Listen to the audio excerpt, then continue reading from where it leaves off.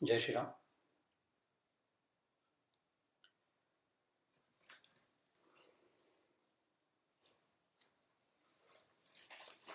ज्ञानेश्वरी भावदर्शन अध्याय 4. मागच्या वेळेला आपण ओवी क्रमांक 187 ते 197 जेवढं वाचन आपलं झालं होतं. आपण ज्याप्रमाणे विचार करत होतो की ज्ञानाचा जो शेवटचा टप्पा आहे, ज्ञानाचा जो शेवटचा प्रांत आहे, आपल्याला माहीत आहे साधनाचे साधारण 2 वर्गीकरण असतात, बहिरंग आणि अंतरंग. बहिरंगामध्ये जे ज्ञानास दूरची साधनं म्हणूया किंवा ज्ञानास अनुकूलता निर्माण करून देणारी साधनं म्हणूया. चित्तशुद्धी आहे, चित्तशांती आहे, निष्काम कर्म, निष्काम उपासना, हे बहिरंग साधनेमध्ये मोडतं. आणि अंतरंगाचे पुन्हा 2 प्रकार आहेत, प्रत्यक्ष आणि अप्रत्यक्ष. त्या अप्रत्यक्षामध्ये काय म्हणूया त्याला, विवेक, वैराग्य, समाधी, षटक, मुमुक्षुत्व असं येतात. आणि प्रत्यक्ष, अंतरंग आणि प्रत्यक्षामध्ये जे येतात त्याच्यामध्ये श्रवण, मनन, निधिध्यासन आणि तत्व पदार्थ शोधन. आता मी सगळं कशासाठी सांगितलं? मला माहिती आहे सांगण्यासाठी म्हणून नाही. मुद्दा एवढाच मला सांगायचा होता तुम्हाला की श्रद्धेचा जर विचार केला, त्या सगळ्यात श्रद्धा कुठे बसते तर समाधी षटकामध्ये श्रद्धा बसते. बरोबर. आपल्याला त्याचे 6 शमदम, उपरम, श्रद्धा, तितिक्षा, समाधान वगैरे वगैरे. तर आपल्याला असं वाटू शकतं की अंतरंग आहे पण अप्रत्यक्ष आहे, अजून एक प्रत्यक्ष नाही आहे. पण श्रद्धेचा विकास होत जातो, एवढाच मुद्दा मला इथे सांगायचा. श्रद्धा हे साधन विचार केला तर खूप आधीपासूनच लागतं, पण श्रद्धा साधन म्हणून या शेवटच्या टप्प्यापर्यंत ती श्रद्धा कामात येते. कशी येते तर मागच्याला आपण तो विचार केला होता. परमपूज्य काकांनी श्रद्धेचा विकास खूप सुंदर मांडलेला आहे. आणि त्याच्यामध्ये शेवटची श्रद्धा काका सांगतात ती म्हणजे स्वतःच्याच अनुभवावर आधारलेली श्रद्धा. फार सुंदर विषय आहे तो. ऐकायला थोडंसं कधी कधी वाटतं की अरे आता एकदा अनुभव आला, आता श्रद्धेची काय गरज आहे. बोललो होतो आपण त्या विषयावरती की येऊ शकतो, झलक मिळू शकते, अचानक अनुभव एखाद्यास येऊ शकतो, पण तो दृढ नसतो, अपरिवर्तनीय असतो, अपरोक्ष नसतो. किंवा म्हणूया असं, अपरोक्ष कदाचित असेल एक क्षणभर, क्षणमात्र का होईना, पण दृढ नक्की नसतो, अपरिवर्तनीय नक्की नसतो. त्याच्या सारखे बदल होतात. मला पुन्हा तो अनुभव येईलच असं सांगता येत नाही. पुन्हा अनुभव आला असं ही बोलण्याची भाषावर तो फारच वेगळा विषय आहे. पुन्हा अनुभव येतो म्हणजे काय होतं, अनुभवाला त्या अनुभवपणा असतो का वगैरे वगैरे, ते सोडून देऊ सगळं आपण. मुद्दा काहीतरी बोलावं लागतं म्हणून आपण ती भाषा सध्यापुरती वापरून घेऊ. मुद्दा एवढाच आहे की त्याच्यानंतर जी श्रद्धा निर्माण होते, कारण आता प्रत्यक्ष मलाच अनुभव आलेला आहे. आत्तापर्यंत मी दुसऱ्याच्या अनुभवावर आधारावर श्रद्धा ठेवत होतो. संतांनी सांगितलं, सद्गुरूंनी सांगितलं, शास्त्र सांगतं, असं आहे, असं केलं की अशा ज्ञानाची प्राप्ती होते, हा झाला दुसऱ्याच्या अनुभवावर आधारलेली श्रद्धा. तर ह्या दृष्टीने अतिशय अंतरंग असं ते साधन. आणि बाकी 3 गोष्टी आपण या श्लोकात सांगितलेल्या होत्या की एक तर श्रद्धा, पुन्हा आपण ती एक सुंदर उभी ज्ञानेश्वरीतली पाहिली होती की कोणती, नुसत्या श्रद्धेने काम चालत नाही. पुन्हा आपण का तर श्रद्धेचे अनेक टप्पे असतात, श्रद्धेचा विकास असतो. फार खालच्या पातळीवरची श्रद्धा असेल तर नुसत्या श्रद्धेने काम नक्कीच होणार नाही. नुसदेयाची श्रद्धा झोंबो पाहसी परमपदा, तरी तैसे हे अप्रबुद्धा सोहपे नव्हे, असं माऊली म्हणते. नुसदेयाची श्रद्धा, झोंबू पाहसी परमपदा, केवळ श्रद्धेच्या आधारावर तर तू स्वरूपाला झोंबू पाहत असशील अर्जुना, तर ते इतकं सोपं नाही. ही पण ओवी आपण मागच्या वेळेला बघितली होती. आणि याच्यावर हा जो श्लोक आहे त्याच्यावर माऊलींची पहिलीच ओवी खूप छान होती की आत्मसुखाची या गोडिया विटे जो का सकळ विषया, जयाच्या ठाई इंद्रिया मान नाही. की आत्मसुखाच्या आवडीने जो सर्व विषयांना विटतो, त्यामुळे त्याच्या ठिकाणी इंद्रियांना प्राधान्यच राहत नाही. एक आपण मोरोपंतांची आर्या बघितली होती मागच्याला, विषयी विटला सुटला, भजनी नटला, तेजुनी भव खटला, असं एक सुंदर आर्य आहे मोरोपंतांची. पण इथं ते म्हणतात की आत्मसुखाच्या आवडीने. एक ज्ञानेश्वरीत अजून एक ओवी येते कुठेतरी, या मनास एक दिके. ज्ञानेश्वर महाराज म्हणतात की या मनाचं एक आहे, त्याला जर एखाद्या गोष्टीची चटक लावली असं आपल्याला असतात ना, आपले काही आपले हितचिंतक असतात जे आपल्याला नको त्या गोष्टींची चटक लावतात. अरे घेऊन पहा, सुरुवातीला कडू लागते, मग आवड होते, वगैरे वगैरे, हे जे काही चटक लावण्याचे प्रकार आहे. तसंच या मनाला, अंतःकरणाला आत्मसुखाची जर चटक लावली, असं ज्ञानेश्वर माऊली त्या ओवीमध्ये म्हणते. का आठवलं आता? आत्मसुखाच्या आवडीने एकदा ती चटक लागली, एकदा ती आवड निर्माण झाली, एकदा कळलं की अरे सुख हे काय म्हणूया, विषय निरपेक्ष असू शकतं, याचा एकदा अंदाज जरी आला, तर मग स्वाभाविकच आहे की विषयांच्या मागे जी माझी धाव आहे ती थांबेल. कारण विषयांच्या मागे आपण विचार केला तर विषयांसाठी नाहीच धावत, आपण सुखासाठीच धावतो ना. पैसा पैशासाठी थोडीच कमवतो आपण. पैशातून काय, विविध वस्तू म्हणजे सुखाची साधनं विकत घेता येतात आणि त्याच्यातून सुख मिळतं, अशी जी माझी अज्ञानकाळी एक श्रद्धा असते. आता त्याला श्रद्धाच म्हणायचं, कारण गमतीचा विषय आहे, म्हटलं तर अनुभवाचा विषय, मग त्याला श्रद्धा कशाला म्हणायचं? श्रद्धा याच्यासाठी म्हणायचं की चुकीचा अनुभव आहे तो, म्हणून म्हणून ती माझी सुरुवातीच्या काळात ती श्रद्धा असते की विषयांनी मला सुख दिलेलं आहे. आणि आपण तो विषय परमार्थात नेहमीच बघतो की विषय प्राप्तीच्या निमित्ताने असलेलं सुखच प्रकट होतं. मग जो खरा जिज्ञासू असतो तो पुढचा विचार करतो की मग असं होऊ शकेल का, विषय नसताना मला सुखाची प्राप्ती होऊ शकेल का? असा जेव्हा विचार मनामध्ये येतो तेव्हा समजा आपल्या परमार्थाच्या प्रवासाला सुरुवात झालेली आहे. त्यामुळे आत्मसुख जे विषय निरपेक्ष सुख आहे, ते कधीही कशावरही कोणावरही कशासाठी अवलंबून नसलेलं, सर्वतंत्र स्वतंत्र, ज्याला सुखरूपता म्हणतात, खरं सुखसुद्धा म्हणत नाहीत त्याला, त्याला सतघन चितघन आनंदघन जे आत्म्याचं स्वरूप आहे आपण बघतो आहोत. एकदा त्याची चटक लागली, त्याचा अनुभव आला, तर आपण विषयांच्या मागे धावणारच नाही. हा विषय आपण मागच्याला बघितला होता. आपण उजळणी करतो आहोत. जर विचार पडला असेल की आपण अजून का विचार करतो, हे मागच्या वेळेस बोललो होतो, उजळणी. एक अतिशय सुंदर वाक्य परमपूज्य काकांचं मी तुम्हाला सांगितलं होतं, त्याची आठवण करून देतो उजळणीचा भाग म्हणून, आणि पुढे जातो. श्रद्धेबद्दल बोलताना काका म्हणाले होते की जितकी सूक्ष्मता जास्त तितकी स्वसंवेद्यता जास्त. श्रद्धेची एवढी गरज काय, हा विचार केला होता आपण. खूप वेळा ऐकलं, श्रद्धा पाहिजे, श्रद्धा पाहिजे, संतांवरती श्रद्धा, भगवंतावरती श्रद्धा, सद्गुरूंवर श्रद्धा, शास्त्रावर श्रद्धा. एखाद्या असा बंडखोरीचा विचार येऊ शकतो मनामध्ये, कशाला पाहिजे श्रद्धा? नसली समजा श्रद्धा, काय हरकत आहे? माझ्या बुद्धीने मला कळतात या गोष्टी, मी वाचतो आहे, ग्रंथ वाचतो, प्रवचन ऐकतो, कळतं मला, असं येऊ शकतं मनामध्ये. माझ्यासारख्याचं तर नक्कीच येतं. स्वतःला जे अतिशहाणे समजतात त्यांची खूप समस्या आहे. त्यांच्यासाठी फार महत्त्वाचं वाक्य आहे, सावध करणारं वाक्य आहे की म्हणजे मला कळलं म्हणजे मला समजलं याचा अर्थ अनुभवाला असा होत नाही. परोक्ष आणि अपरोक्षामध्ये खूप फरक राहतो. आणि मुद्दा हा आहे की ज्या तत्वाबद्दल आपण बोलतो आहोत, म्हणून ते वाक्य काकांचं काय आहे, जितकी सूक्ष्मता अधिक तितकी स्वसंवेद्यता अधिक, आणि जितकी स्वसंवेद्यता अधिक तितकी श्रद्धेची गरज अधिक. एक व्यवहारातलं उदाहरण मला आता आठवलं म्हणून सांगतो, पुढे जातो. आता ऐकलं आपण सगळ्यांनी की या जगातल्या यच्च यावत वस्तू शेवटी मॉलिक्युल्स आणि ॲटम्सनी बनलेल्या असतात. मॉलिक्युल्स हा ॲटमचा बनलेला असतो, ॲटममध्ये प्रोटॉन्स, न्यूट्रॉन्स, इलेक्ट्रॉन्स असतात. आता तेही फोडून त्याच्या आतमध्ये चालले सब ॲटमिक पार्टिकल्स असतात. खरं सांगा बरं, आपल्यापैकी एकाने तरी पाहिला का? एकाने तरी पाहिला का? एक मॉलिक्यूल आयुष्यभरात, एक मॉलिक्यूल तरी तुम्ही पाहिला का? एक ॲटम पाहिला का? नाही पाहिला. हे त्या दृष्टीने विचार केला तर हा श्रद्धेचा विषय आहे की नाही आपल्यासाठी? का बरं? इतर गोष्टी सायन्स आपण लगेच प्रयोग करून पाहू शकतो. लॅबॉरेटरीत जातो आपण, ते टेस्ट ट्यूब आणि काय वेगवेगळे, काय बायोलॉजी असेल, केमिस्ट्री असेल, फिजिक्स असेल, त्याची प्रयोगाच्या पद्धती वेगवेगळ्या.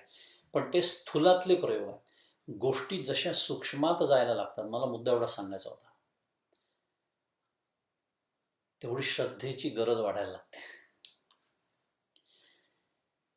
आणि परवाच आम्ही जेवायला बसलो होतो तेव्हा अद्वैत सोहमनी माझ्या अगाध ज्ञानामध्ये भर घातली, विज्ञानाच्या. त्यांनी मला सांगितलं, बाबा तुम्हाला माहिती आहे का? म्हटलं, काय? 1 मोल ऑफ हायड्रोजन मॉलिक्यूलमध्ये किती ॲटम्स असतात? त्यांनी काहीतरी एकदम खतरनाक आकडा सांगितला 10 समथिंग वगैरे. पण कम्पॅरेटिव्हली सांगायचं झालं तुलनात्मक, तर या बास्केटबॉल, सगळ्यांनी बास्केटबॉल पाहिला, ही संपूर्ण पृथ्वी समजा हायड्रोजनचा एक मॉलिक्यूल आहे, तर त्याच्यामध्ये किती ॲटम्स असतात मॉलिक्यूलचे त्या हायड्रोजनचे हे सांगण्यासाठी जर ही संपूर्ण पृथ्वी बास्केटबॉलनी भरली, आता कल्पना करा.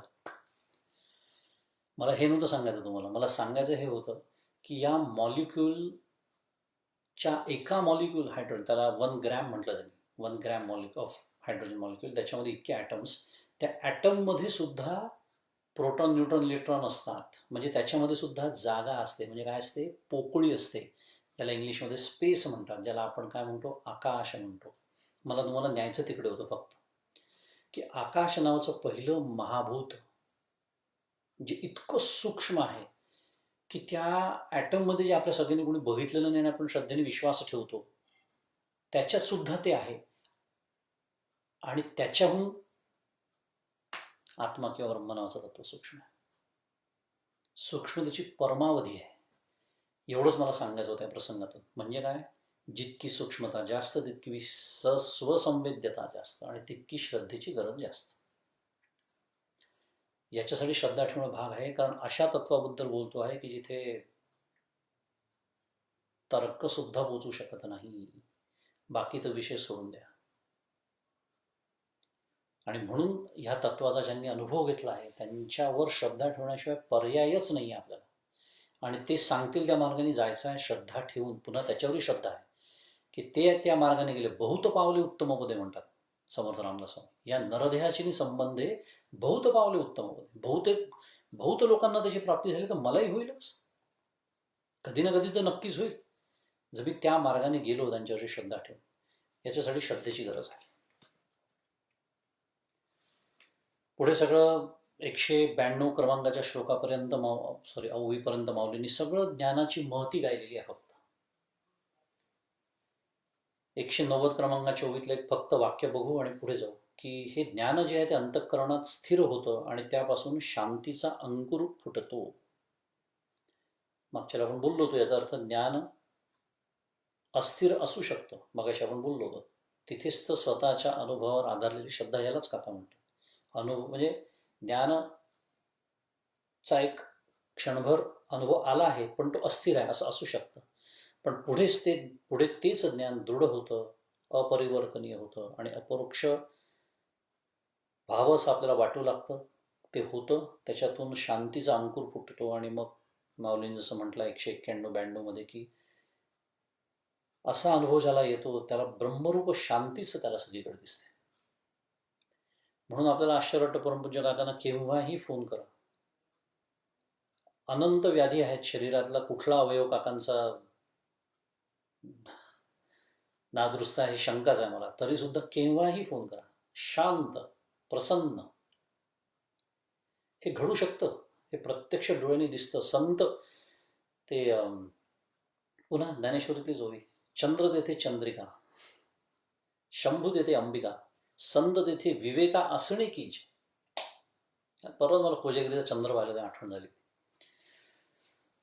ढग याच्या आधी झालं होतं दर्शन, इथे पाऊस पडला त्या दिवशी बेगे, पण झालं दर्शन सुरुवातीला संध्याकाळी. चंद्र तेथे चंद्रिका, जसं चंद्र आहे ते चांदण असणारच आहे, शंभू असेल तिथे अंबिका असणारच आहे, तसं संत म्हणलं की विवेक असणारच आहे. त्यामुळे संत आहेत पण शांत नाहीत, संत आहेत पण प्रसन्न नाहीत, शक्य नाही. आणि आपण एक सुंदर शेवटचा श्लोक बघितला होता, कशातला, शेवटी आलेला दृग्दृश्य विवेक मधला. देहाभिमानी गलिते विज्ञाते परमात्मनी, यत्र यत्र मनोयाती तत्र तत्र समाधया. जिथे जिथे ज्या ज्या ठिकाणी मन जाय माझे, त्या त्या ठिकाणी निजरूप तुझे. अशी अवस्था तेव्हा येते, कारण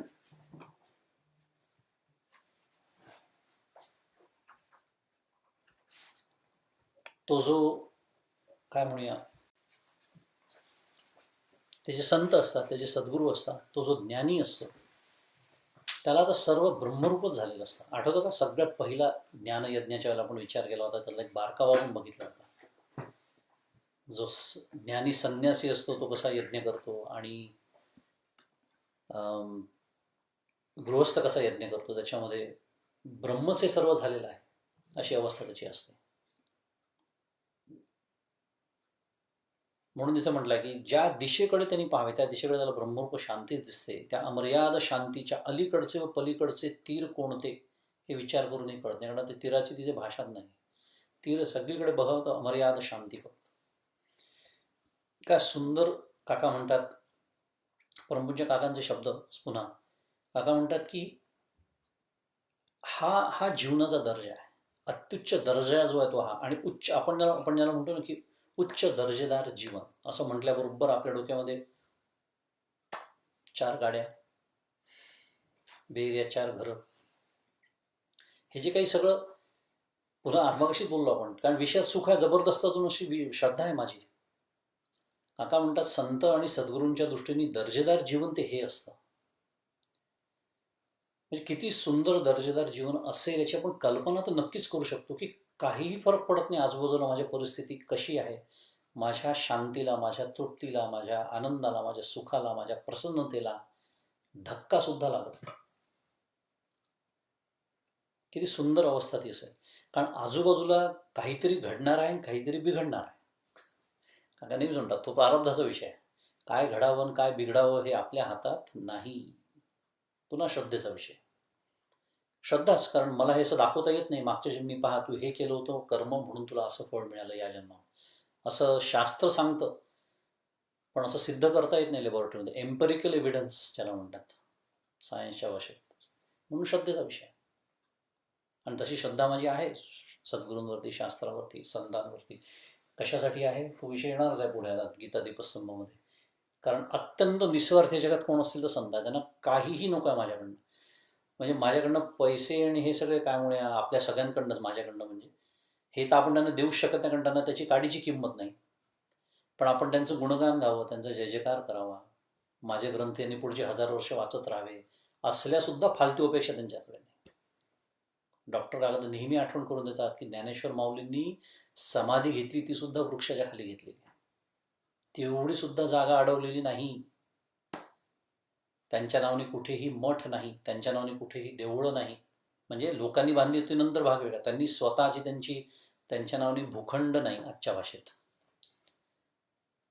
अशा संतांत आपण कल्पना करू शकतो की का म्हणून श्रद्धा ठेवू नये अशा त्यांना फक्त माझ्या हिताची काळजी आहे, माझ्या शाश्वत हिताची त्यांची तळमळ आहे. आपणासारखे करीती तात्काळ नाही काळ वेळ तया लागी. त्यांना घाई झालेली आहे की हे ह्यांना कसं समजून सांगू की असं नसतं आयुष्य, पूर्ण सुखरूप आयुष्य होऊ शकतं. ह्यांनी जे गृहीत धरलेलं आहे सुख, का ते नेहमीच बोलतो आपण, सुखाचे उभे धागे दुःखाचे आडवे धागे, यांनी हे जीवनाचं वस्त्र विणलेलं असतं. काका म्हणतात झाली साहित्यिकांची डोके बिघडवायला सुरुवात आपली, आणि आपणही ते मान्य करतो पण आपल्या अनुभवाचा विषय असतो. संत म्हणतात असं नाही, आम्ही सदैव आनंदात आहे, सदैव आनंदाचे डोही आनंद तरंग, आनंदाची अंग आनंदाचे. असे कोण म्हणतात तुकाराम महाराज, जे सदैव सुडके, स्वतःचं वर्णन करतात तुकाराम महाराज. आम्ही सदैव सुडके चोर आम्हा धाके, तुकाराम महाराज म्हणतात. आता कसं हे बसवायचं, कसं काका म्हणतात हे गणित कसं बसवायचं. कारण माझी तर कल्पना आहे की जितके पैसे जास्त, संपत्ती जास्त, तेवढं सुख जास्त. आणि इकडे सदैव सुडके असणारे तुकाराम महाराज आनंदाचे डोही आनंद तरंग म्हणतात. प्रचंड गफलतच आहे काहीतरी विचारांमध्ये.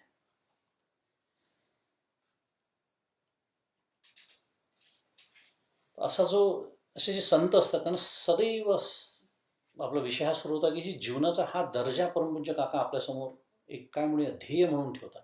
बाध समाधी ज्याला म्हणतात. आपापल्या प्रारब्धानुसार जे घडायचं आणि बिघडायचं बाय द वे ते घडणार आणि बिघडणारच आहे. हा प्रारब्धाचा अबाधित नियम आहे. आपण नेहमी विचार करतो ज्ञानाग्नी, ज्ञान झाल्यानंतर कुठलं कर्म भस्मसात होतं तर संचित क्रियमाणात त्याला फलच निष्पत्ती नसते, पण प्रारब्ध मात्र भोगूनच संपावं लागतं. इतका जबरदस्त काय म्हणूया रेटा प्रारब्धाचा आहे की ते देहाला धरून असतं आणि देह संपेस्तोवर प्रारब्ध आपल्याला सोडत नाही. मग असं जर असेल त्याचा अर्थ अगदी स्पष्ट आहे. मला मनाच्या श्लोकांमधला श्लोक आठवला, जनी विष खाता पुढे सुख कैसे, समर्थ विचारतात.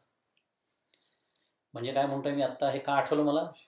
असं जर असेल, जर प्रारब्धात घडणं आणि बिघडणे ठेवलेलंच असेल, तर मी जर त्याच्यावर माझं सुख अवलंबून ठेवलं, तर समर्थ विचारतात किती गाढव आहे, ज्यांनी विष खाता पुढे सुख, इकडे विष खातोय आणि इकडे सुखाची अपेक्षा करतोय. किंवा तुकाराम महाराज हे दुसऱ्या भाषेत विचारतात, ढेकणाची या बाज आहे, ढेकणांनी भरलेली बाज आहे, त्याच्यावर मला सुखाची झोप लागेल असा जो विचार करतो, त्याला पदवीदान समारंभ आपणच करू शकतो. असं संत मला म्हणतात. माझ्यासारखा जो संसारात आसक्त झालेला आहे आणि संसारात अजूनही सुखच शोधतो आहे, इतके 40, 45, 50 वर्ष फटके खाऊन सुद्धा मला कळलं नाही की इथे निर्भेळ सुख नाही. पुन्हा माऊलींची गोळी आहे. त्यात माऊली असं त्याच्यामध्ये म्हणते की सुखाचा अंगरखा खोळ पांघरून दुःखच छळतं आपल्याला. कुठलाही तुम्ही आनंदाचा प्रसंग, सुखाचा प्रसंग आपल्या आयुष्यातला आठवा, कुठलाही. आपापल्या जीवनात अनेक सुख काकांडात आपण उपभोगलेली असतात. निर्भेळ सुख नाहीच. एक सुख आलं की त्याच्यामागे दुःख आलंच. एखादा आनंदाचा प्रसंग आला की त्यात काहीतरी दुःखाची एक झालर त्याला असतेच. निर्भेळ सुखच नाही.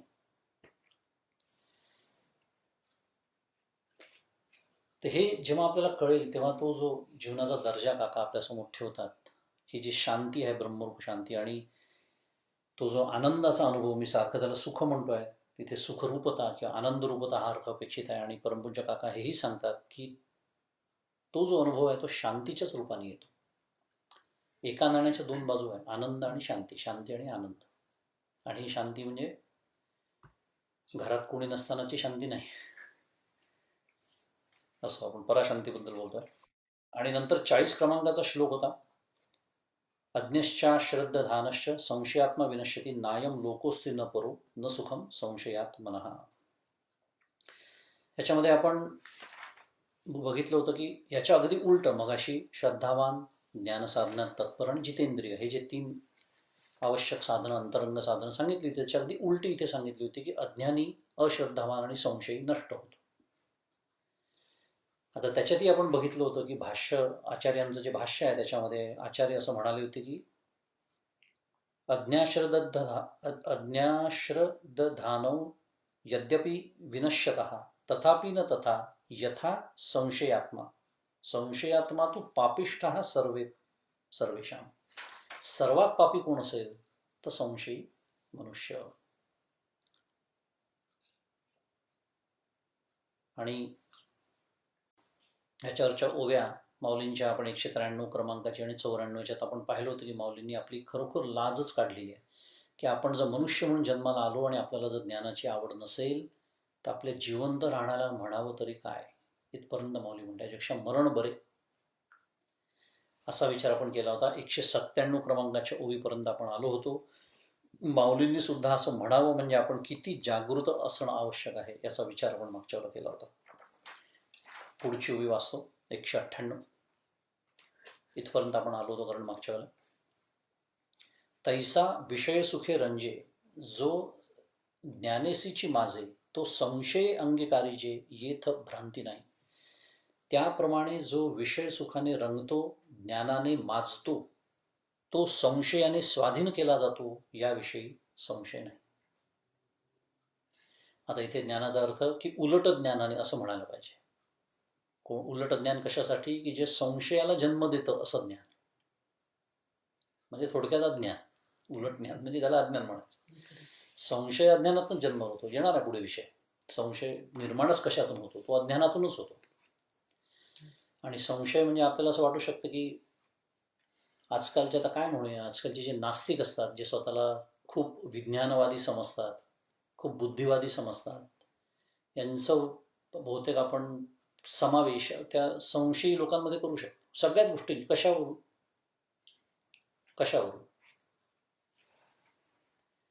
श्रद्धेचा विषय झाला मगाशी, त्याच्या उलट संशय, बरोबर. परमपूज्य काका सांगतात परमार्थामध्ये 3च श्रद्धेचे विषय आहेत. अनेकांनी ऐकलेले आहेत, नसतील माहिती तर लक्षात ठेवा. खूप सुंदर हा विषय आहे परमार्थामध्ये. म्हणजे श्रद्धा श्रद्धा श्रद्धा आपण खूप वेळा शब्द वापरतो, अनेक गोष्टींवर श्रद्धा असते आपली, पण मूळ श्रद्धा, मूळ ज्याला म्हणतात, अगदी मूळ, फंडामेंटल 3च गोष्टी. एक, ब्रह्म नावाचं तत्व आहे, हा श्रद्धेचा पहिला विषय आहे. दुसरं, ते शास्त्रात सांगितलं आहे, सद्गुरूंनी सांगितलं आहे, संतांनी सांगितलं आहे, तसं ते आहे. दुसरा विषय. आणि तिसरा विषय, ती मी आहे, नाही तर पुन्हा सगळं मुसळ केरात. म्हणजे खरं सांगायचं ते माझंच वर्णन सुरू आहे. पहिले पहिले जे दोन सांगितले ते माझंच वर्णन आहे, हे लक्षात ठेवावं लागतं तत्वदृष्ट्या. देहदृष्ट्या नाही, देह ही तर उपाधी आहे फक्त. हे तीनच श्रद्धेचे विषय आहे. हे मला आत्ता का आठवलं? हे तुमचे अझम्पशन्स आहेत असे सांगणारे लोक भेटलेले आहेत मला अनेक वेळा. काय म्हणतात त्याला, खुमखुमी येते काही जणांना वाद घालण्याची किंवा चर्चा करण्याची. चांगल्या भाषेत बोलू, चर्चा करण्याची. तर मी त्यांना एक दोन वेळा असं झालं आहे माझं, तर मी त्यांना नमस्कार करून सांगतो, बा मला माफ करा, पण हे आमचे असे 3 श्रद्धेचे विषय आहेत. हे तुम्हाला मान्य असतील तर आपण पुढे बोलू शकतो, तासनतास बोलू शकतो, माझा आवडीचा विषय आहे, काही प्रश्न नाही. पण तुमचे ह्या 3 ह्याच्यावर श्रद्धा नसेल तर बोलण्यासारखं काहीच उरलेलं नाही आहे. आणि हे मान्य करतो मी की हे माझे श्रद्धेचेच विषय आहे. हो, कारण अनुभव नाही अजून, म्हणून श्रद्धा म्हणतोय मी त्याला. परमपूज्य काकाने खूप छान सांगितलं आहे, श्रद्धेशिवाय पान कसं हालत नाही. व्यवहारात सुद्धा एक थोडंसं व्यवहाराचं सांगितलं की सोपं असतं एकदम. काका म्हणतात, आपण बसमध्ये बसतो, गावाला जातो, अनेकांचे सगळ्यांचे अनुभव आहे भारतातले. कुठेतरी जातो, मुंबईला, पुण्याला, सातारा, सज्जनगड, कुठेतरी मुरुड, कुठेतरी जातो, बसमध्ये बसतो. काका म्हणतात, तुम्ही बसमध्ये बसता, तुम्ही कधीतरी जाऊन त्या ड्रायव्हरची तपासणी करता का? त्याच्या तोंडाचा वास घेतो का आपण, हा दारू बिरू प्यायला आहे, नाही प्यायला आहे? त्याला विचारतो, तुझी झोप बीप झाली का रे बाबा रात्री? तू एवढी मोठी बस चालवणार आहे, घाटातून जाणार आहे, पावसाळ्याचे दिवस आहेत. आपण खाली उतरून टायर चेक करतो का बसचे सगळे? हवा बिवा सगळी व्यवस्थित आहे ना? पंक्चर बिंक्चर नाही ना काही? अजून खाली जाऊन काही बघून बघतो का इंजिनमध्ये काही बिघाड नाही आहे? ब्रेक बिक सगळे व्यवस्थित आहे ना? ब्रेक फेल होण्याची शक्यता नाही आहे? हे सगळं बघतो का आपण? बघत नाही. हे तर झालं बसचं, जी जमिनीवरून धावते. विमानाचं तर विचारायलाच नको, जिथे चुकीला माफीच नाही आहे. म्हणजे याचा अर्थ काय आहे? आपण जाऊन निवांत बसमध्ये बसतो, याचा अर्थ या सगळ्या गोष्टी ठीक आहे, याच्यावर आपली श्रद्धा असते. मुद्दा तो चालू आहे. म्हणजे श्रद्धेशिवाय पान कसं हालत नाही, हा मुद्दा चालू आहे व्यवहारात सुद्धा. आणि जो संशयी मनुष्य असतो तो कशावरच श्रद्धा ठेवत नाही. हे जे मी सांगितले 3 श्रद्धेचे विषय, तिथूनच यांचं आव्हान द्यायला सुरुवात होते. आणि याचा अर्थ स्पष्ट आहे, अगदी अगदी काय म्हणत आपण, स्पष्ट भाषेत बोलायचं झालं तर हे ज्ञानेश्वर महाराज, शंकराचार्य, तुकाराम महाराज, नामदेव महाराज, सुखवास, सगळे जे आपली संत मंडळी आहे, सद्गुरू आहेत, शास्त्र आहे, ह्याच्यापेक्षा हे स्वतःला शहाणे समजतात. त्याच्यापेक्षा त्याला दुसरा कुठलाही त्याचं वर्णनच नाही. जे असं आहे आणि असंच आहे, डॉक्टर काका म्हणतात.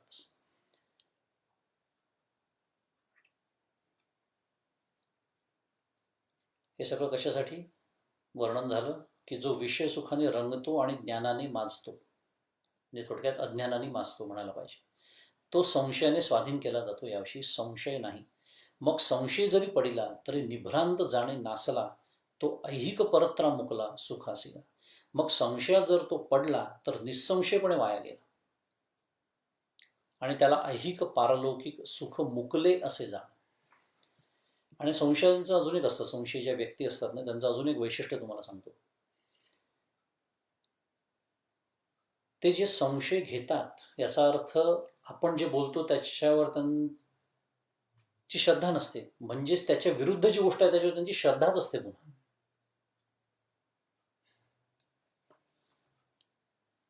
नास्तिक मनुष्यही आस्तिकच असतो, हा त्याचा एक वेगळा पैलू आहे दुसरा.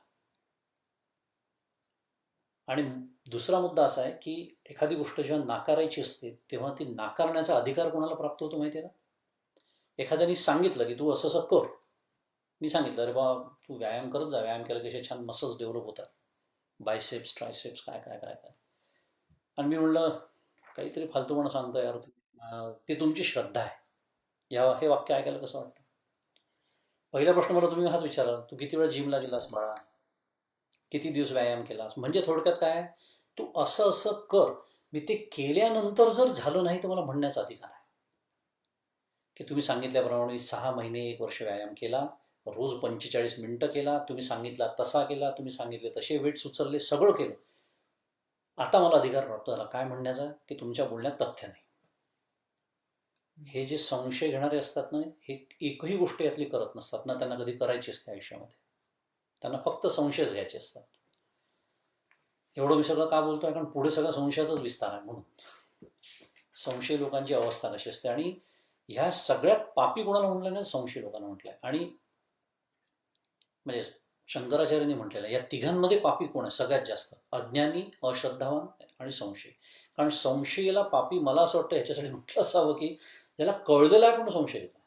म्हणजे आपण आता एक विचार करू, आता इथे आम्ही अमेरिकेत राहतो काही जण, तर अमेरिकन एखादा माणूस आमच्या कलिग्ज असतात आमच्या ऑफिसमध्ये, कधी कधी असं वाटतं यांचं अभाग्य असं की यांच्या कानावर कधी परमार्थ पडलेलाच नाही, म्हणून ते अज्ञानी आहे. मग त्यांना खरंच दोष देताच येत नाही, कारण त्यांना कधी असं काही कळलंच नाही, कधी असं असतं.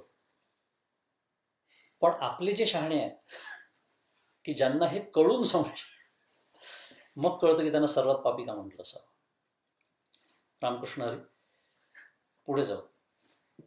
मग संशय जरी पडिला तरी निभ्रांत जाणे नासला, तो ऐहिक परत्रा मुकला सुखासिला. की मग संशयात जर तो पडला तर निसंशयपणे वाया गेला. या शब्दांचं मला, संशयाला निसंशय पुढे म्हटलेलं वाया गेला, आणि त्याला ऐहिक पारलौकिक सुख मुकले असे जाणं. पुन्हा काकांनी म्हटलेलं आहे गीतादीपस्तंभमध्ये, की संशय मनुष्य असला तरी तो व्यावहारिकरित्या यशस्वी असू शकतो. हा पुन्हा तेच आहे, ऐहिक म्हणजे काय विचार करून झाला आपला, त्याचा 2 वेळा विचार केलेला आहे आपण. ऐहिक सुख प्राप्त होत नाही म्हणजे काय, कारण ह्या जन्मात तो सुख भोगताना दिसू शकतो, यशस्वी असू शकतो, हुशार असू शकतो, सगळं काही व्यवस्थित. जया काळज्योरू अंगी बाणे, तो शीतोष्णे जैशी नेणे, आगी आणि चांदणे सरिसेची माने. माऊलींनी दृष्टांत दिलाय, की 200 क्रमांकाची ओवी. ज्यांच्या अंगात वात पित्त कफ यांच्या दोषामुळे सन्निपात ज्वर भरला आहे, त्या रोग्याची संवेदना शक्ती नष्ट झाल्यामुळे तो शीत आणि उष्ण हे काहीच जाणत नाही. अग्नी आणि चांदणे या दोघांना तो सारखेच मानतो. तैसे तैसे साच आणि लटके, विरुद्ध आणि निके, संशयी तो नोळखे हिताहित. त्याप्रमाणे संशयी मनुष्य खरे आणि खोटे, अनुकूल आणि प्रतिकूल, हित आणि अहित हे काहीच जाणत नाही. एकदा या सगळ्यांवरती संशय घ्यायला सुरुवात केली, मग अनुकूल आणि प्रतिकूल, हित काय, अहित काय, खोटं काय, मग काका म्हणतात तसं, मग सुख ओरबाडून घेणं एवढंच उरतं आयुष्यामध्ये. शब्द खूप चांगला नाही आहे, पण म्हणण्याचा अर्थ असा आहे की तिथे असा जो मनुष्य असतो तो हिताचा विचार करत नाही, अनहिताचा करत नाही, खऱ्याचा नाही, खोट्याचा नाही. जोपर्यंत माझी चोरी पकडल्या जात नाही तोपर्यंत चोरी करायला हरकत नाही, म्हणजेच खोटं बोलायला हरकत नाही. हे सगळं त्याच्यात नाही. काय कारण आता एक कलमी कार्यक्रम होतो, कोणता? सुख ॲट एनी कॉस्ट, आणि ते विषयातनं मिळतं. हा दृढ विश्वास, श्रद्धा पुन्हा नास्तिक माणसाची, संशयी माणसाची. आणि मग त्याच्यासाठी सगळी सुखाची साधनं गोळा करायची, आणि ती जशी जमेल तशी, बाय हुक और क्रूक ज्याला म्हणतात, ती गोळा करायची. हा रात्री आणि दिवसू पाही, जैसा जात्यंधा ठाऊवा नाही, तैसे संशयी असता काही मना नये. ही रात्र, हा दिवस, हा भेद जसा जन्मांधाला जसा ठाऊक नसतो, त्याप्रमाणे मनुष्य संशयात पडला असता त्याच्या मनाला काहीच पटत नाही. आणि त्यांचं हे इथे जे पटत नाही, मनाला पटत नाही, हे खूप छान शब्दयोजना केली आहे. कारण संशय मनुष्याचं एक पालुपद जे असतं, ध्रुवपद, आपल्या मनाला काही हे पटत नाही, आपल्या बुद्धीला देखील पटत नाही. हे पुन्हा हे महाराज ज्ञानेश्वर महाराजांपेक्षा शहाणे झाले, हे महाराज गोपालकृष्णापेक्षा शहाणे झाले. असो, रामकृष्ण हरी. पुन्हा एकदा 41 क्रमांकाचा श्लोक असतो. योगसन्न्यस्त कर्माणं ज्ञानसञ्छिन्न संशय, आत्मवन्तं न कर्माणि निबध्नन्ति धनंजय. तर आत्ता जो श्लोक वाचला मी 41, अर्थ त्याचा, अर्जुना, ज्याने निष्काम कर्मयोगाच्या द्वारा सकाम कर्माचा त्याग केला आहे, आत्मज्ञानाने संशयाचा छेद केला आहे, अशा आत्मज्ञानी पुरुषाला कर्मे बद्धता निर्माण करीत नाही. शेवटी जो संशय जातो तो अनुभवाने जातो, काकांनी जसं सांगितलं, तिथे तोच उल्लेख आहे की आत्मज्ञानाने संशयाचा छेद केला आहे. त्याचा जो काय म्हणूया संशय पूर्णतः निवृत्त कधी होतो, तर तो आत्मज्ञानानेच होतो. आणि असा जो आत्मज्ञानी असतो त्या पुरुषाला कर्मे बद्धता निर्माण करीत नाही. का नाही? ते आधीच्या श्लोकात सांगितलं होतं की ज्ञानाग्नी भस्मसात कुरुते.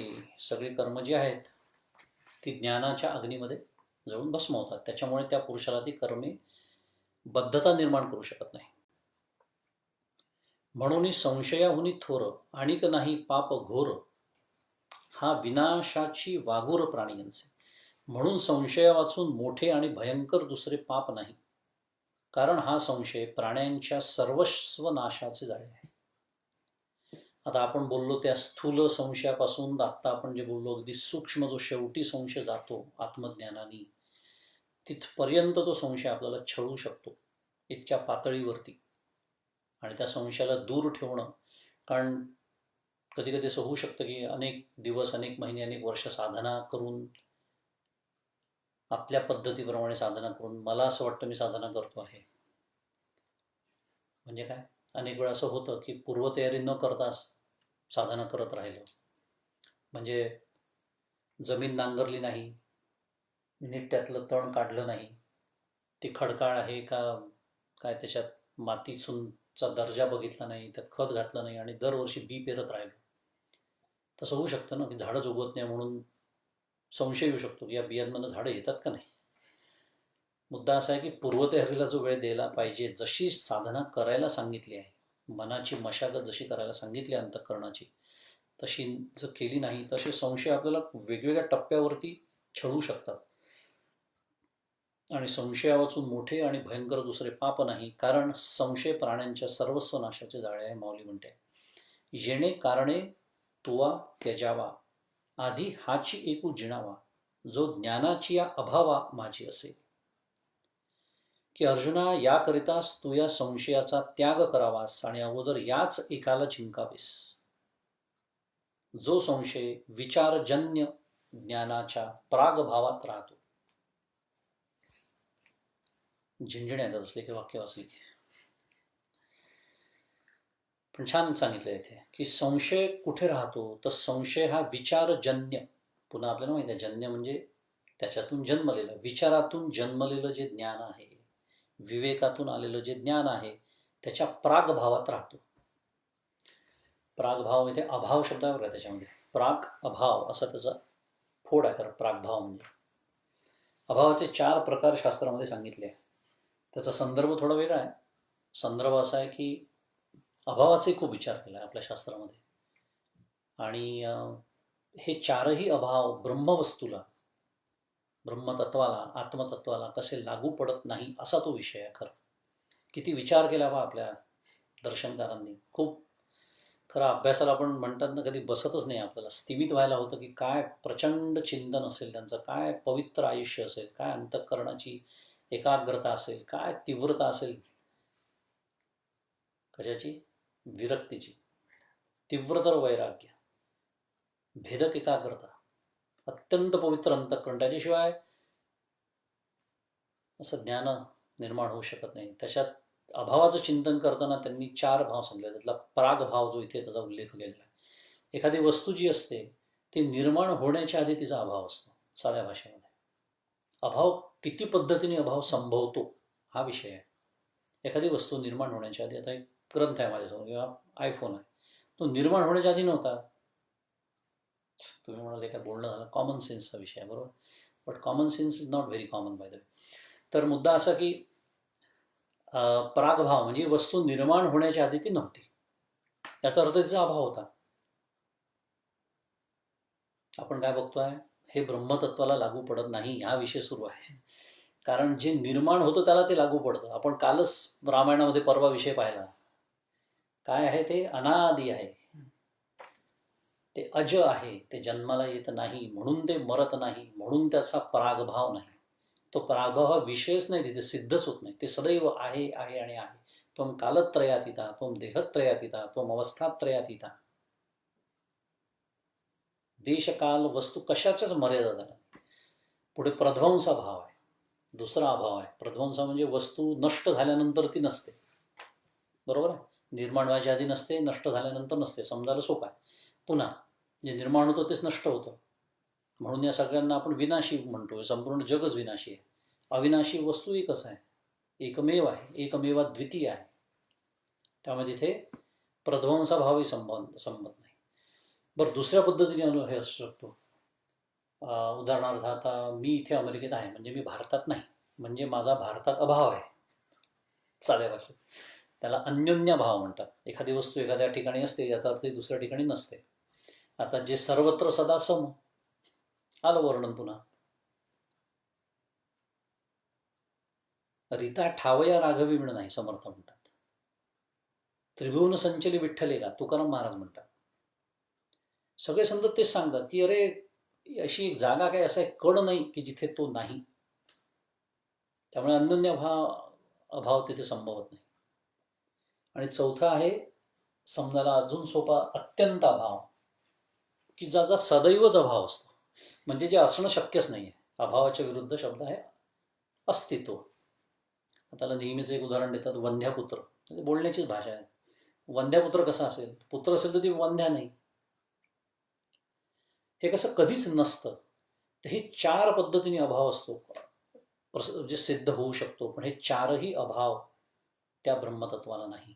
आता पुन्हा आपल्या ओवीकडे येऊ. इथे काय म्हटलंय, प्रागभाव, त्यातला जो पहिला, की निर्माण होण्याच्या आधी, म्हणजे विचारजन्य ज्ञान निर्माण होण्याच्या चा जो काळ असतो, प्रागभाव जे म्हटलेला आहे.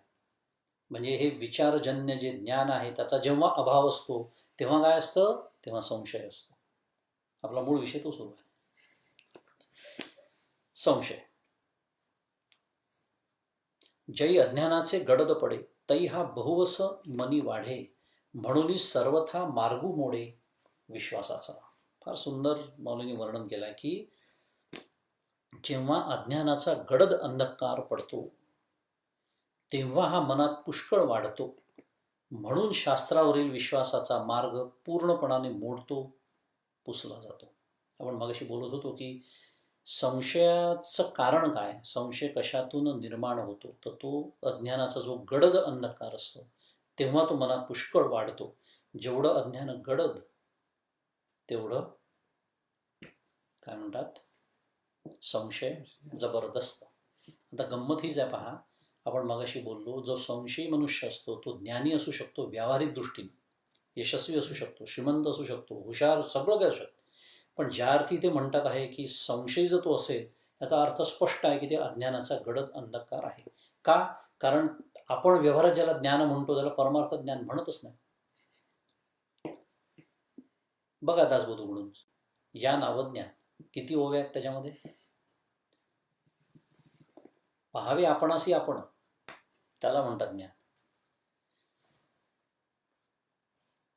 तर लक्षात घ्यायचं, संशय जर असेल शास्त्रावरचा आणि त्याचा परिणाम काय होतो, तर शास्त्रावरील विश्वासाचा मार्ग पूर्णपणाने मोडतो, पुसला जातो. हा त्याचा होणारा परिणाम आहे सगळ्यात वाईट. कारण जी काही थोडीफार श्रद्धा, विश्वास, त्याने एक थोडाफार एक मार्ग आपल्याला कुठे लाभलेला असतो, तर तो पूर्णपणे नष्ट होतो या संशयामुळे. हृदयी हाची न समाय, बुद्धी ते गिवसून ठाये, तेथ संशयात्मक होय लोकत्रय. आणि जेव्हा हाच एक संशय मनात मावत नाही तेव्हा तो सद विचारात्मक बुद्धीलाही व्यापून राहतो. त्यावेळी त्या संशय मनुष्याला सारे त्रैलोक्य संशयात्मक होते. त्रैलोक्यात तो कुठेही गेला तरी त्याला विश्वासार्ह असे काही दिसत नाही. 42 क्रमांकाचा पुढचा आणि शेवटचा श्लोक या अध्यायातला वाचतो मी. तस्मादज्ञानसम्भूतं हृत्सं ज्ञानसिनात्मनः, चित्वैनं संशयं योगमातिष्ठोत्तिष्ठ भारत. त्याचा पदच्छेद आहे की तस्मात् अज्ञानसम्भूतं हृत्स्थं ज्ञानासिना आत्मनः, चित्वाम एनं संशयं योगम आतिष्ठ उत्तिष्ठ भारत. काय आहे, शेवटचा श्लोक आहे. कथेकराची कथा मूळ पदावर आलेली आहे, आपण विसरलो पण ते विसरलेले नाहीत. उत्तिष्ठ भारत, पालुपद ध्रुवपद तेच चालू आहे. कशासाठी सांगतात आहे आता या संशयाचा त्याग कर आहे. आता अर्थ वाचतो पुढे की याकरिता अर्जुना अज्ञानापासून उत्पन्न झालेल्या, महत्वाचं सगळ्यात, व हृदयात राहणाऱ्या या आत्मविषयक संशयाला ज्ञानरूप खड्गाने छेदून निष्काम कर्मयोगाचे आचरण कर व युद्धा करता उठ. इति श्रीमद्भगवद्गीतासु उपनिषत्सु ब्रह्मविद्यायां योगशास्त्रे श्रीकृष्णार्जुन संवादे ज्ञानसन्न्यास योगो नाम चतुर्थोऽध्यायः. गोपाल कृष्ण भगवान की जय.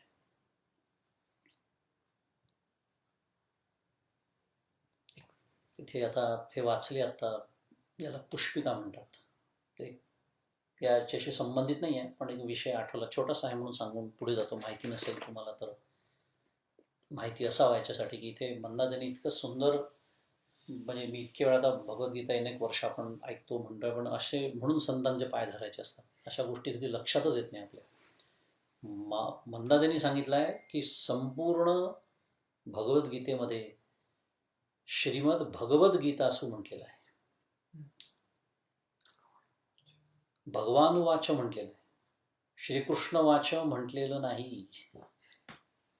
म्हणजे काय, ही भगवंतांनी सांगितलेली आहे. आता काय ते पुन्हा 18व्या अध्यायात येणार जातो विषय पुन्हा सगळा. अभक्ताय ना भक्ताय ना तपस्काय, त्यांना नको सांगू भगवद्गीता. जे मग ज्यांची श्रद्धा नाही, पुन्हा श्रद्धेचा विषय, ज्यांची भक्ती नाही, जे कृष्णाला मनुष्य समजतात, काका म्हणतात तसं, आमच्यातलाच होता, जरा बरा होता.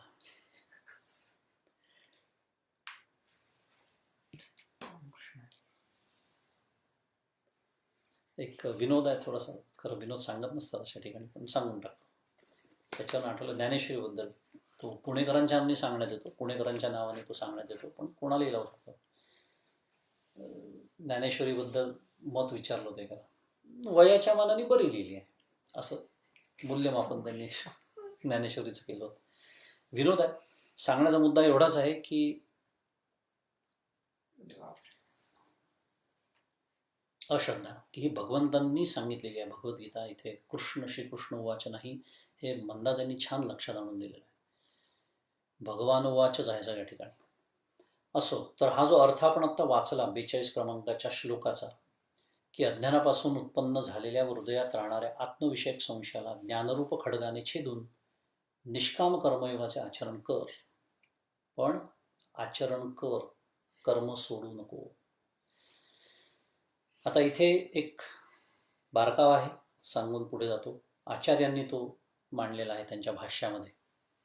इथे आत्मनः म्हटलेला आहे, बरोबर. हा जो श्लोक आहे, तस्मादज्ञान संभूतम हृत्सम ज्ञानासीनात्मनः, शेवटचा शब्द आहे आत्मनः, की आत्मनः म्हणजे स्वस्य, असं विशेषण इथे वापरलेलं आहे. आचार्य म्हणतात त्यांच्या भाष्यामध्ये की आत्मनः असं विशेषण वापरून हा जो संशय आहे, विषय सुरू आहे संशयाचा, हा आत्मविषयक आहे असं सुचवलं आहे, म्हटलेलं जायचं. किती बारकावे असतात पहा, म्हणून संतांचे पाय त्याच्यासाठी धरायचे असतात. कारण भगवंतांना काय म्हणायचं आहे हे आचार्यांशिवाय दुसरं कोण सांगू शकणार आपल्याला. म्हणून माऊली सुद्धा म्हणते भाष्यकारात ते वाट पुसतो पहिल्या अध्यायामध्ये, की हा आत्मविषयक संशय आहे, असा हा विशेषण आत्मनः हे विशेषण वापरून ते सुचवलेलं आहे. आणि त्याचा अर्थ असा आहे की त्यामुळे एकाने दुसऱ्याचा संशय नष्ट करणे असे इथे अपेक्षित नसून, महत्वाचा त्याचा जो परिणाम आहे, इम्प्लिकेशन ज्याला म्हणतात, एकाने दुसऱ्याचा संशय नष्ट करणे असं इथे अपेक्षित नसून, शोक मोह आदी दोषरहित यथार्थ दर्शनरूप ज्ञान खड्गाने संशयाचं छेदन करायचं. अगदी हाच मुद्दा जो सांगितला की शेवटचा जो संशय काकांनी सांगितला, शेवटचा, तो अनुभवाने जातो फक्त. आणि तेच इथे आता भगवंत सांगतात आहे की हा जो संशय आहे आत्मविषयक संशय, त्याला ज्ञानरूप खड्गाने, इथे ज्ञानरूप म्हटलं आहे आचार्यांनी, त्याला पुढे अजून 2-3 विशेषणं लावली आहेत. शोक मोह आदी दोषरहित यथार्थ दर्शनरूप, म्हणजे अपरोक्ष ज्ञान. मगाशी जो श्रद्धावान लभते ज्ञानामधला जो ज्ञानाचा अंतिम टप्पा आपण बघितला, ते जे ज्ञान आहे, जे दृढ आहे, अपरिवर्तनीय आहे, अपरोक्ष आहे, असं जे ज्ञान आहे, त्या ज्ञानाच्या आता जे धारधार खड्ग आहे, त्या खड्गाने आता तू संशयाचं छेदन कर आणि उठ कर्मयोगाचं आचरण कर. ज्ञान झालं म्हणून सुटका नाही. 9-18 अध्यायानंतर समाधिस्थ अवस्थेमध्ये अर्जुनाकडून भगवंतांनी युद्ध करून घेतलेला आहे. हा विषय आपण नेहमी बघतो. असं समाधिस्थ अवस्थेमध्ये मला कर्म करता आलं पाहिजे, माझं ती अवस्था मला प्राप्त झाली पाहिजे. त्याला म्हणतात नैष्कर्म दशा साध्या भाषेमध्ये. त्यालाच म्हणतात बाध समाधी. कारण तिथे सगळं दृढ निश्चय जो असतो सत्यत्वाचा तो पूर्णतः संपून गेलेला असतो, पूर्णतः. आणि समस्तही श्री वासुदेव ऐसा प्रतिती रसाचा ओतरा व्हावा. तो भक्ता माझी राहो आणि ज्ञानी आहे तुझी, अशी अवस्था असते त्याची. त्याला म्हणतात समाधिस्थ अवस्थेत केलेली कर्म. काय दर्जा असेल त्या आयुष्यात, म्हणून आपण निदान कल्पना करू शकतो. छान त्याच्यातनं आपल्याला प्रेरणा मिळू शकते एक साधक म्हणून. आणि पुन्हा हे होऊ शकतं. काकांचे तुम्ही सगळं वाङ्मय वाचाल तर काकांनी तो दिला गीतादीप संभकडे. आता वळतोच आहे मी, कारण 42 श्लोक झालेले आहेत. आता वेळ किती राहिला मला माहिती नाही, 2च मिनिट राहिले, माफ करा, पुढच्याला घ्यावं लागेल आपल्याला. पण गीतादीप स्तंभमध्ये हेच म्हटलेलं आहे, असं असं करा म्हणजे हे होणारच आहे. काका म्हणतात कृपा ठेवलेलीच आहे. पण मला हे फक्त शुक्रवारीच लक्षात राहतं की माझी समस्या आहे. म्हणजे शुक्रवार वाचन असतं म्हणून सांगतोय. शुक्रवार म्हणजे काही विशेष दिवस नाही, ज्या दिवशी वाचन असतं त्या दिवशीच लक्षात राहतं. कारण स्थलत्याग होता सवेची जात, हे ठिकाण सोडलं मी की काका म्हणतात संसाराचं एरंडेल मी प्यायला सुरुवात केली. काकांचा दृष्टांत आहे, काका डॉक्टर असल्यामुळे, की जे काही थोडंफार आतमध्ये परमार्थ गिळलेला असतो तो कसा निसटून जातो त्या संसाराच्या एरंडेलाने कळतच नाही. ह्या दृष्टीने हे जे वाचन, हे जे चिंतन, हे जे आपण सगळं करतो, याच्या एक प्रेरणा मिळते, एक छान आपली प्रवृत्ती निर्माण होते. त्या अनुबंध चतुष्टयासारखाच विषयाचा होते, विषय वेगळा आहे, पण एक प्रवृत्ती निर्माण होते, प्रेरणा मिळते. एक कल्पना करू शकतो काय दर्जेदार जीवन त्याच्यातनं प्राप्त होत असेल. आणि असं मलाही प्राप्त व्हावं असं एक शेवटी कामनाच आहे ती, पण काय म्हणूया शुभ कामना आहे. ती कामना रहित अवस्थेकडे मला नेणारी कामना आहे. त्याला संवादी द्वैत असं म्हटलेलं आहे. पंचदशीतला शब्द सांगतो मी तुम्हाला. द्वैतच आहे पण संवादी द्वैत आहे. असो, तर याच शुभ कामनेसह आणि हीच प्रार्थना आपण गोपाळकृष्ण आणि ज्ञानेश्वर माऊलींच्या चरणी करू. आणि आजचं वाचन इथे थांबू.